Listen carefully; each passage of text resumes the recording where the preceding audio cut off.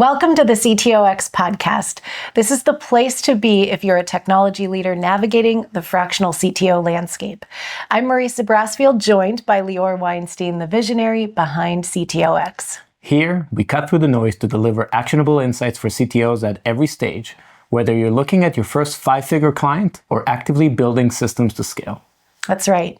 You'll learn principles, not just tactics, to transform your technical expertise into a thriving fractional practice.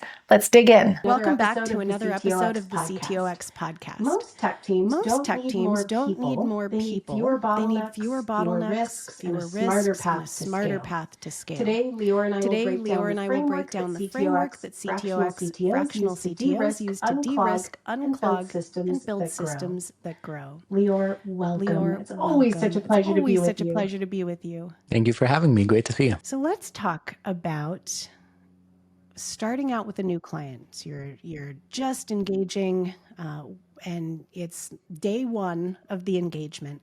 How do you approach de-risking an organization? What are some of the things that you're looking for right away? So I start with interviews, and I usually ask the CEO who's the first person I should speak to, right?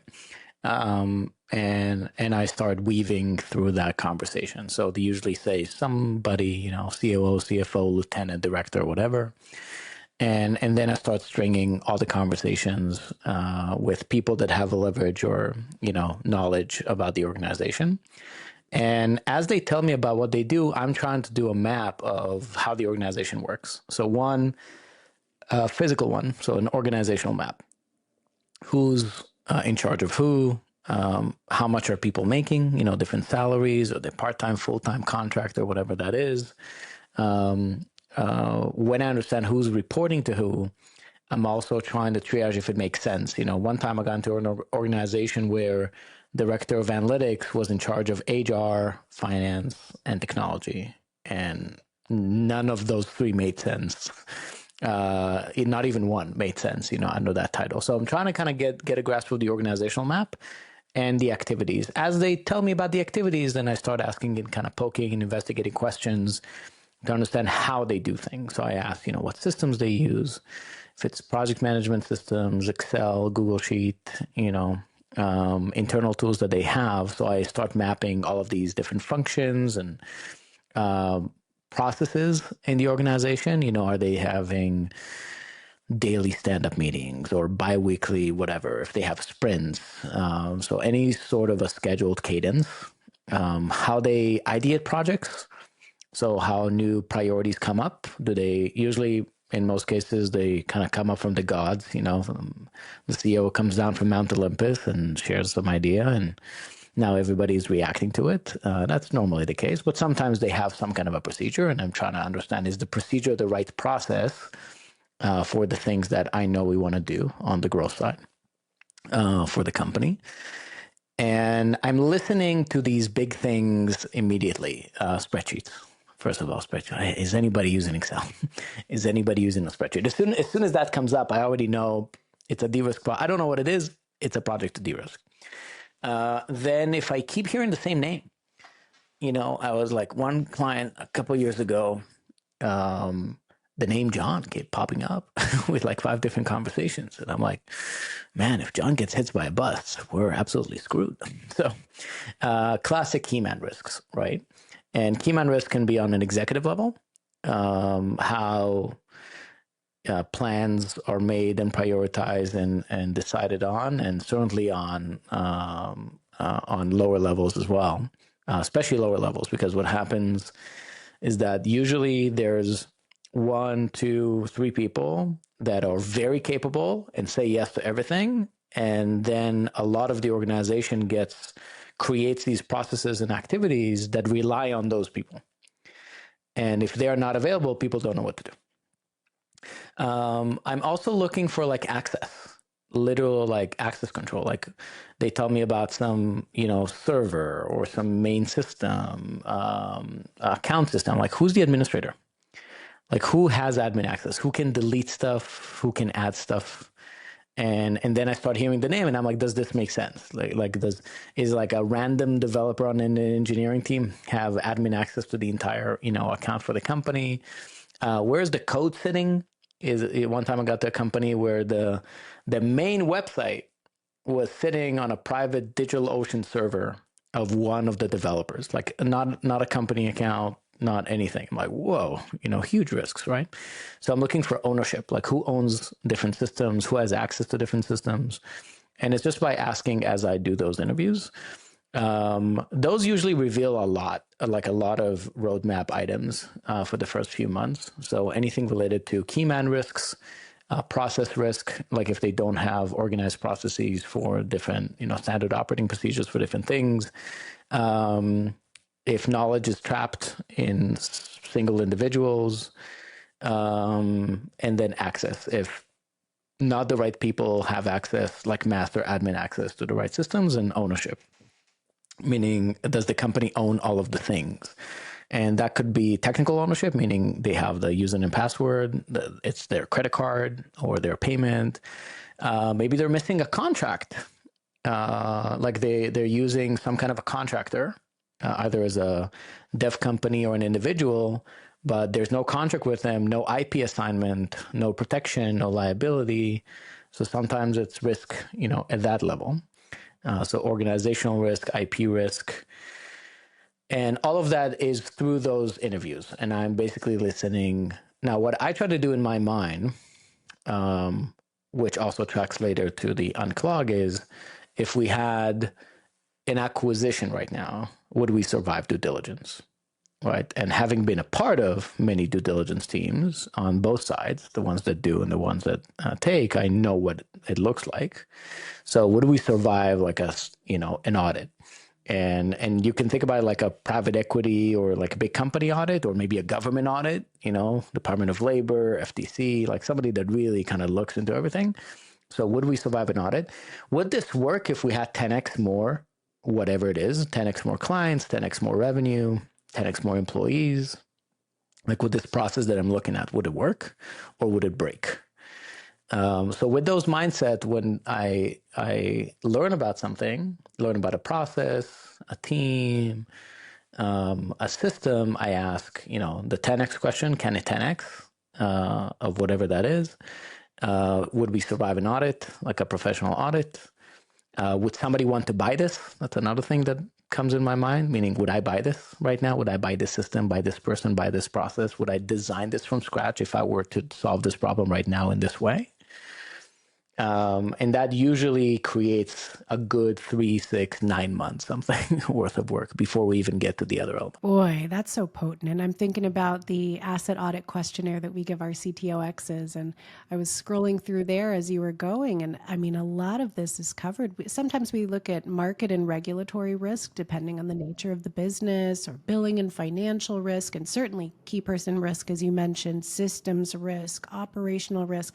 But I love the organizing principle of, if we were going through due diligence, would we pass? Would we fail? What are the things that they might bring up? Because you, as the external joining the team, you've got the freshest perspective, but also because of recency bias, your words hold the most weight.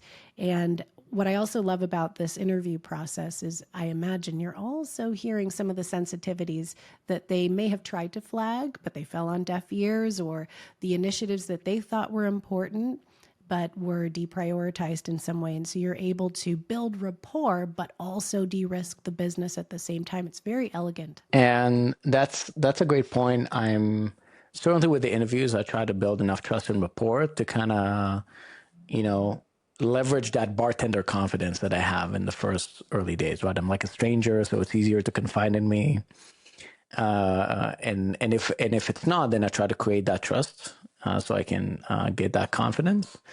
And certainly mapping out the politics. Politics in itself is a big risk. Just knowing that if I'm going to push for an idea and there's going to be some breaks in the organization, either by the operating teams or by the management teams, whatever that is, then I need to know about it, because part of the work is getting buy-in for the projects. So the de-risking is de-risking for the organization, but also de-risking for my plan, for like whatever I want to do. And generally, risk means something can happen that is hurting or slowing down the company. right? It's, it's tied into to anxiety, right? So it's some kind of a future that's negative. And if that happens, and we're trying to think about probabilities of it happening, then what's the implication? Are we going to be down? Are we going to get a fine? Are we going to get shut down? Are people going to lose their jobs? Are going to lose money? Whatever it is. So that's the world of risk that I'm trying to negotiate. Like, what's a hypothetical future that's negative? An event is happening, and then the company is getting, hurt by it. Yes. And so you're doing these interviews, you're gathering information on de-risk projects. And you mentioned in a previous episode how you're also looking for some low-hanging fruit and some quick wins.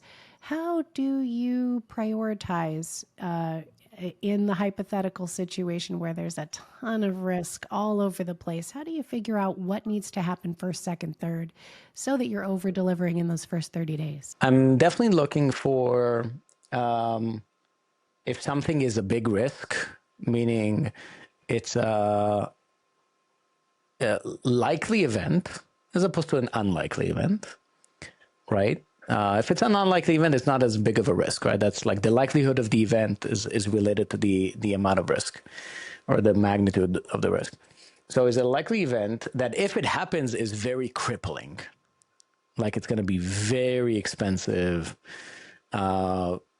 People will sweat bullets, right? So like classic examples, very common, a lot of companies, the entire server infrastructure sits on a single server in a data center somewhere, as opposed to cloud. And maybe they have disaster recovery, but disaster recovery just means it's in another server in another data center. It's not continuous, right? It's not continuous workflows. So that's an example. When I see that, and it's a company that's of magnitude, meaning thousands of clients or moving money or something very sensitive, I'm like, we need to tackle that quick.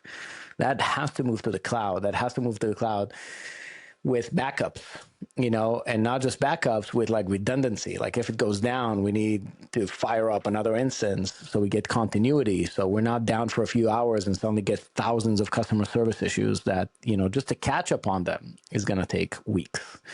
So I'm looking for that kind of likely events that if they happen, it's going to be very crippling. Server migration, very common. Backup setup, super common. Access controls, super common, meaning if it's like, the employees have administrator access on your Google account, stuff like that, has to be plugged.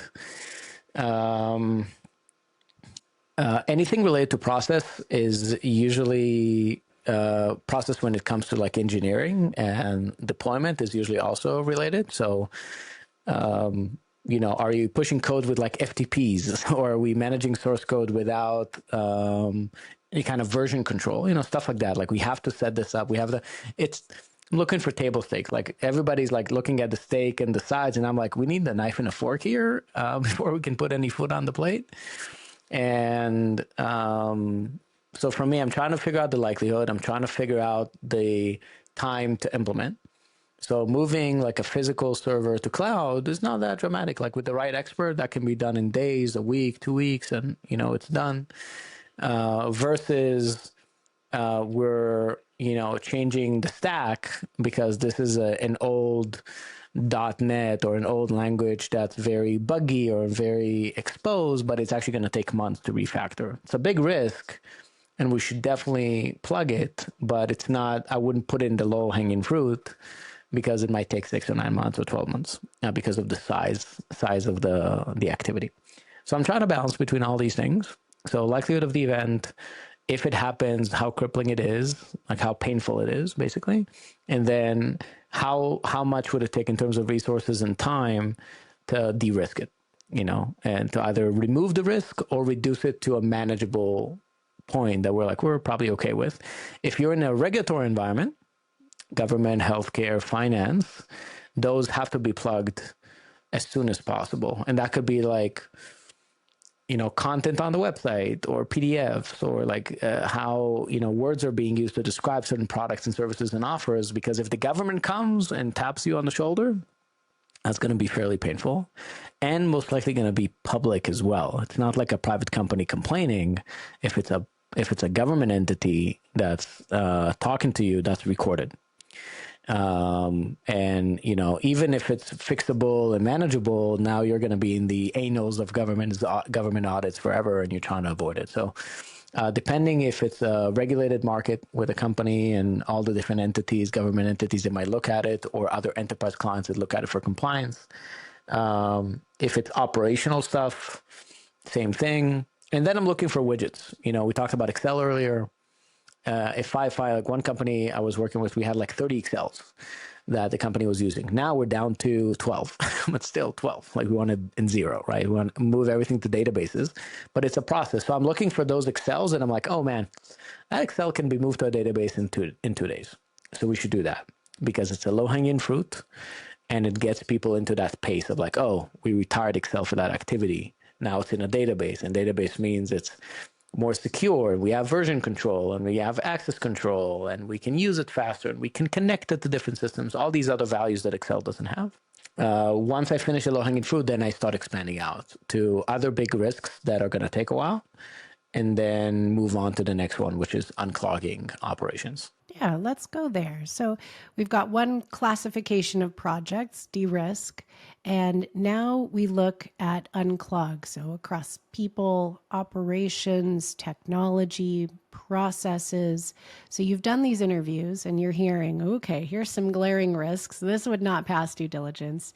But then there's also unclog. So how do you spot where things are clogged, either in the team, the workflow, or the system itself? So back to that question of like, if we had 10x of this activity, right? 10x clients, emails, customers, revenue, whatever it is, would this break? Oh, look, what would it happen? Would it mean we need to hire a ton more people? So I'm looking for the manual work, right? Data entry, classic area, right? For unclog.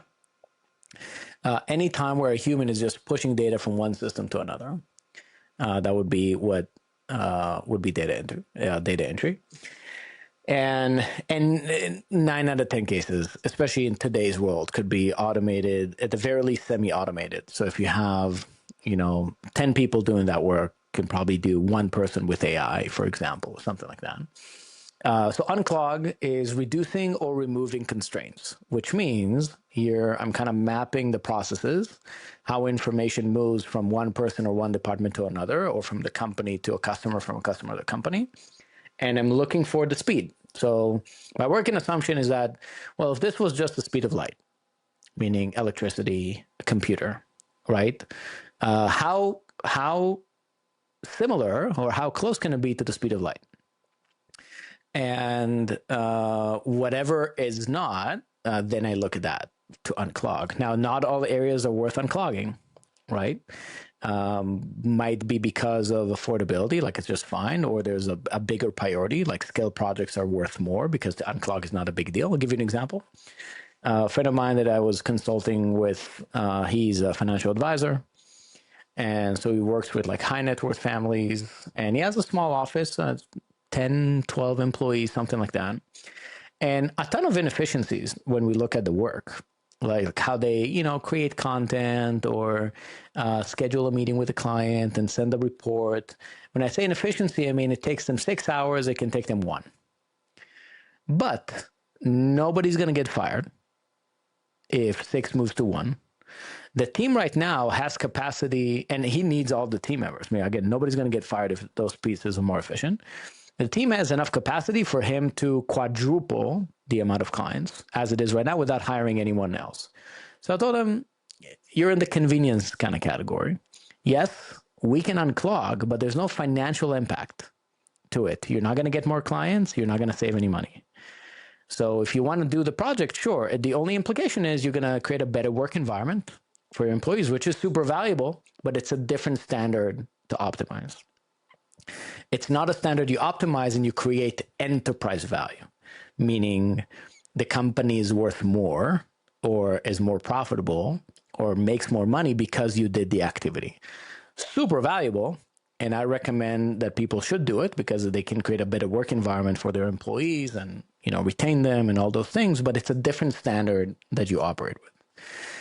So not all unclogging projects are good in that context, meaning, and I'm not saying good is not the right word, are going to create that enterprise value or that profit. And some also efficiencies. Let's say you have a task that's a compounded task, meaning 3 people are doing it, and one person it takes 1 hour, another person it takes an hour, last person takes an hour. And you found that the middle person, you can drop an hour to 1 minute, right? Let's say with like a GPT or something. But if you hadn't changed anything in the bookends of the task, then you didn't create any impact to the team or the organization, because that person would have started their job at 12 to 1 and then handed off to the other person at 1 to 2, and they would have it off to 2 to 3. And that 12 to 1 and 2 to 3 are going to stay exactly where they are, which means both from a calendar perspective and total like growth time for the task, it's still 3 hours. It doesn't matter that the middle task suddenly took, you know, a minute instead of 59. That's like a 60x efficiency, right? But it just doesn't matter. So knowing that you can look at these opportunities and understanding what's the actual business impact and how do you articulate the business impact, and then prioritizing it in a work plan, because anything you do is going to take time, money, resources, is a big part of what I do besides just mapping out the opportunities. I'm a firm believer that not all opportunities for efficiency should be pursued. Oh, and we've had that conversation many, many times, and I love it every time. And I'd love to hear, so we've talked about de-risk, we talked about unclog. Before we move to scale, I'd love for you to share a client example where you took them through that process and some of the things, even in just these first 2 phases before you even add on scale, where there was an enormous transformation. Yeah. We had one client, still a client, a couple of years in, and it was exactly that, like server in a data center. And a few things happened there. One, every few weeks in the first quarter before we moved it to like a cloud server, somebody restarted the server. Like systems were down, customer service couldn't work, people couldn't sign up to things, and the head of IT logged in, she restarted the server, reset the memory, and it worked again. Like every few weeks, and every time it was some excuse, right? Some random excuse. Which they've been doing for years. Like this is an SOP in the company. When this happens, somebody logs in through a remote desktop and restarts the server. And of course, I already identified this in the first week, like as a de-risk project. And sure enough, we execute on the migration. And 4 weeks after we migrated everything from that physical server, this was in Arizona, there was heavy construction damage on the street next to the data center. And that data center went down for like 15 hours, which for this company would have cost so much in so many ways, right? In revenue, in customer service debt, and this is not even something related to the data center, right? It's an outside force. It's like so that was like a good example of like why you shouldn't. It was one of these things when I brought up the project, I at first got some pushback from the head of IT because they've been there for a while. And like, no, this is, trusted data center. We've been with them for years. And then the head of that MSP that made the company buy that server, she called me and she tried to convince me not to move the infrastructure, of course, right? Because it's their client. And I was explaining to her, listen, there's nothing against you. We just can't afford it. The risk is too high. And sure enough, it actually materialized. And we were very lucky that we didn't get affected. So what was nice about that it happened in my first quarter with them. And so they immediately saw that I saw something that they didn't, meaning I had a vision. I had like certain way to look at things that they didn't see, and it actually became reality, which nobody wants, but it was good for me because then I got the trust. And I think for a lot of fractional CTOs, they need that trust moment because at first they pay you and they're kind of giving you the keys, right? And they really hope you're not going to crash the car. And so you need those moments. And the de-risk ones are the ones that you're going to gain the trust way more than the scale. way more than the unclog. Efficiency is one of those things that it's hard to get rewarded for because it's invisible. Efficiency is mostly invisible, right? The risk, when it materializes, is the most visible. It's the thing that everybody's reacting to. Everybody's reacting to the email from the government. Everybody's reacting to the phone system down.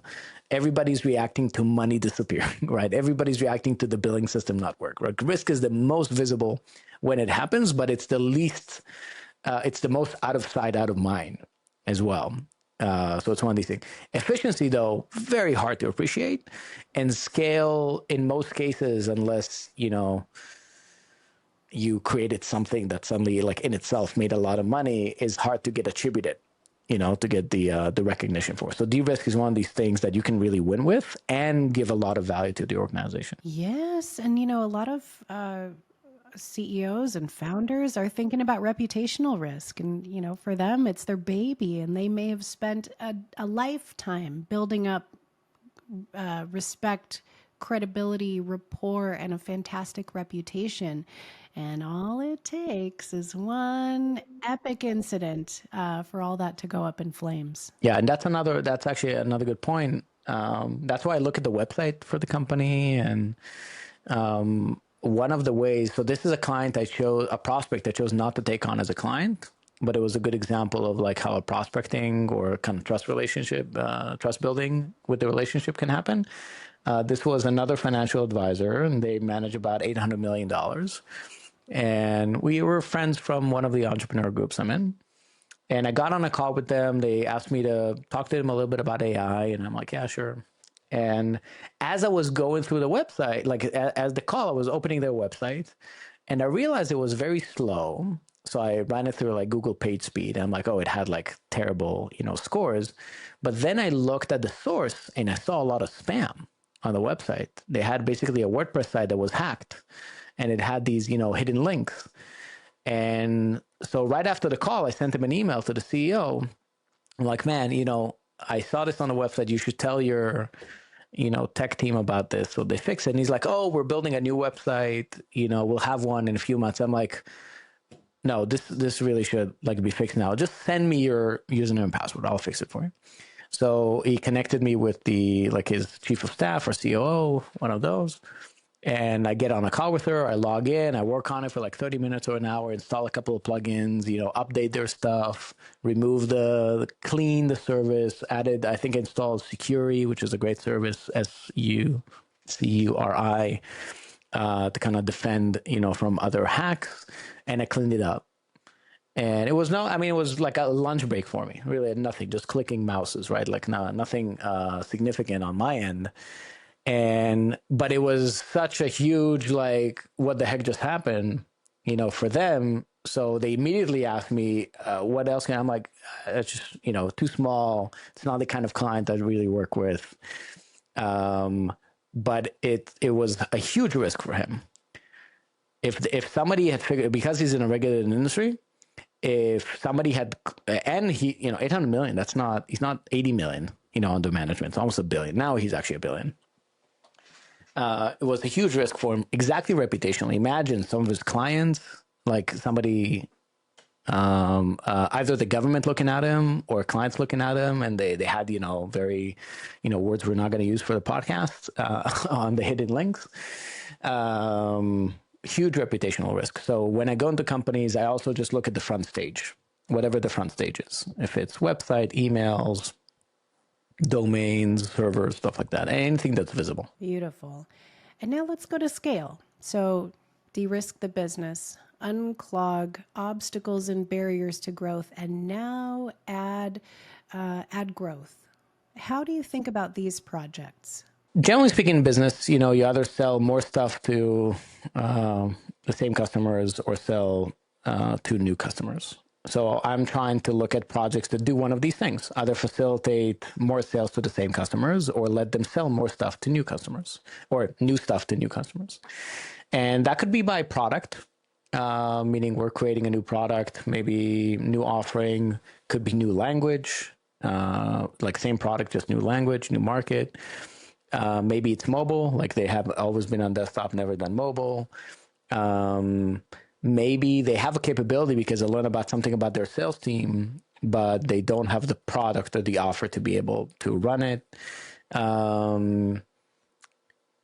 So if there are product, and I'm also looking at lifetime value. So sometimes that's another way. So it's a subscription business and their data shows that 4 months or 6 months is a drop off. What features can we add that are going to change that? And maybe those features are like real, like we're building something significant, or maybe it's a hack. It's like offering a pop-up 2 weeks in. Like if you had a good time, here's a 20% discount, to pre-buy 2 more months and then add 50% to the lifetime value. So stuff like this. And with that, I'm trying to figure out, is there like a product team or a growth team, right? And they have a product process or a growth process. So part of my transformation, ideas is also saying, hey, we're missing this process. So either we inject it. So let's do like a strategy day or a workshop, some kind of an ideation, so we can prime the pump with some ideas. Or let's establish an actual process. And I've developed different processes over the years that can continually come up with features that would allow the business to make money, as opposed to just features that might make the organization more efficient. Through the interviews, I asked those questions, like, is there products, that you wished the company had or created? So usually I get some kind of a draft set of ideas from the interview process as well. And so this episode, we've talked about all the different kinds of projects and how to classify them. How do you package them up and have that conversation with the founder, CEO, and the leadership team to get the buy-in, but ultimately to launch these projects and move them forward? So we call these 3 things the functional technology framework. And the reason we call it, so where you de-risk, unclog, and scale. And the reason we call it that is because technology needs to function. It needs to do something, as opposed to just be something. And for every project, we create this impact filter based on Dan Sullivan from Strategic Coach as like a boilerplate. So the project would have a name, which is very important. And for whatever reason, counterintuitive for a lot of organizations. So the project needs to have a name, initiative needs to have a name. It needs to have a description, a basic description. So let's take, cloud migration for a data center server, right? Like that example. It needs to have a description of the ideal outcome, meaning once this is complete, what's the ideal outcome? How does the world look like if this project is successful? Then we talk about the best result, which is another way to describe what is the best result from us having done this project. We describe the worst result, and the worst result is not if we mess up on the execution, but rather if we don't do it. Because the best result and the ideal outcome should get us excited. And the worst result should make us scared. Like, well, so take that server as an example. That wasn't even in my worst result of like the server farm being down for 15 hours because I didn't consider a construction crew, affecting our data center. But that's a good example. Like that's a good example of a worst result. Like we're not in the cloud and a physical thing is happening and now the company's down and we're losing millions of dollars or getting, 500 one-star reviews because of it. That's a pretty big worst result. So we should probably prioritize the project. And then once we get buy-in, and these are all just English. I'm not talking bits and bytes and, nothing of that. I do t-shirt estimates on a quarterly level, meaning can we finish this within a quarter or not? 1 quarter, 2 quarters, 3 quarters, 4 quarters. Now, this is before it's fleshed out by the actual project managers, product managers, whoever needs to be involved. And then a guesstimate of resources, like does he need a project manager, a developer, maybe needs a system like an ERP or a CRM or something like that. What are the resources required to execute on this? And once we have all that, then we work on priority, high, medium, low. We create a backlog of all these projects, and then I present it to the executive team. So usually, just to create it, I co-create the project list with all these individuals that I work with. So different stakeholders, right? Those could be directors, managers, or just employees, whatever it is. An idea can come from anywhere.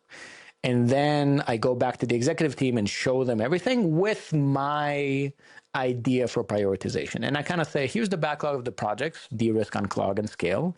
I work in that order. Let's de-risk first, then unclog, and then scale. Because we don't want to scale a thing that's going to increase the risk as we scale.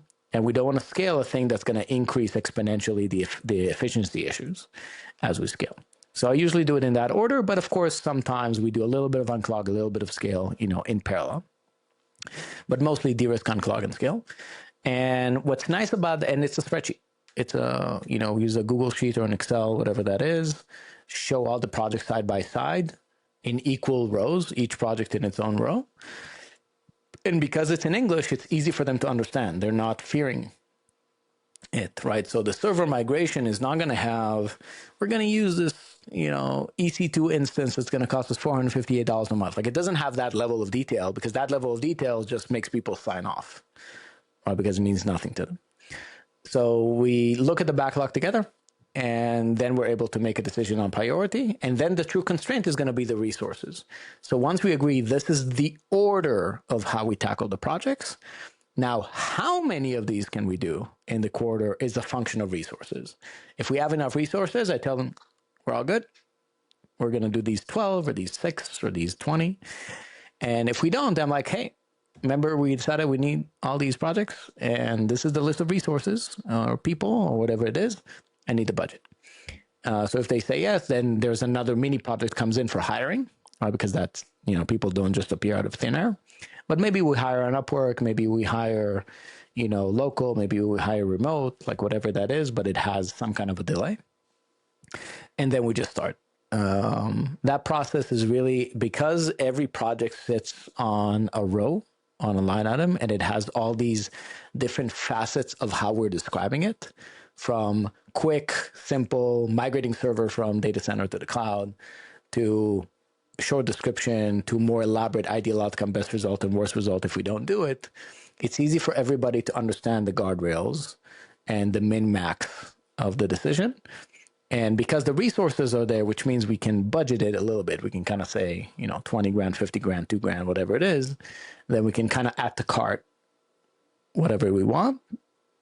And then we actually put it into plan and take it to the operating teams. So exciting. I mean, this is such a potent framework, and I've seen it play out not only with your clients, but also with the clients that our fractional CTOs are working with at the CTOX Accelerator. And it's such an elegant way to bring both technical and non-technical leadership, get them to lean in, get that buy-in, and ultimately build a stronger team and a more robust organization because of it. So what an elegant framework you've developed, and it's so fun to get to teach it and importantly see the impact that it creates out in the world. Part of the curiosity that a lot of our members have at CTOX, but also I imagine our listeners will have as well, is how to scale yourself and manage multiple clients without losing your freedom, which is the big promise of being a fractional CTO, is enjoying both the lifestyle and the livelihood. So I think we'll discuss that in our next episode, shall we? I have a quick hack. Just a quick hack to share. Okay. That list of projects has that column with resources and people. The key thing is to get full buy-in to that list and to really make sure your name is not on the list. Oh, that's lovely. And for those watching the video version of this podcast, Lior often demos this and saying the resources, and it's pointing out, and there are no fingers pointing in. Not me. That's so good. Always a pleasure, Lior. Thank you for walking us through this framework, and I'm looking forward to our next episode. Thank you too. That wraps up another episode of the CTOX podcast. We hope today's conversation gave you the tools and inspiration to advance your journey as a fractional CTO. And don't forget, if you want more in-depth support or to connect with our community of fellow fractional CTOs, visit us at ctox.com. Thanks for tuning in, and we'll catch you next time on the CTOX podcast.